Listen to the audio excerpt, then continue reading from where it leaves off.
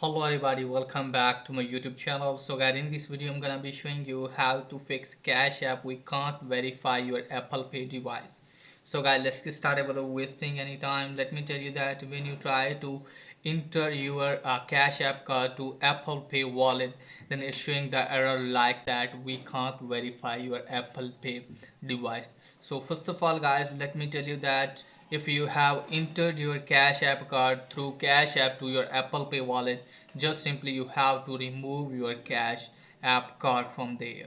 So for that what you need to do guys, just simply you have to open the Cash App, and after that guys you have to tap on Cash App card account. Now after that guys, if you have given your Cash App card, just simply you can see here that your Cash App card is added to the Apple Pay wallet. Just simply you have to tap on that and you can easily see remove option at the bottom. Just simply you have to remove that card. Okay guys, once you have done this guys, just simply you have to close this page. Now after that guys, what you need to do is just simply you have to open your Apple Pay wallet. Let me open it.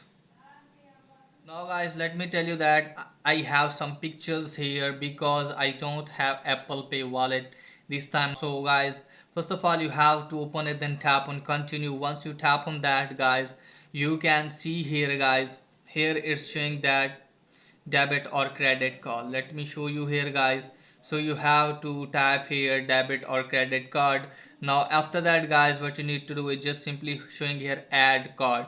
Just simply you have to tap on enter card details manually. You can also scan your Cash App card through your iPhone. Let me tell you that if you want to scan your Cash App card through iPhone camera, let me tell you that your iPhone camera is working correctly or properly. Okay guys, and you can easily add the card. Let me tell you that here you have to put your name, or you can also put your card number, and you can easily add your card through Apple Wallet.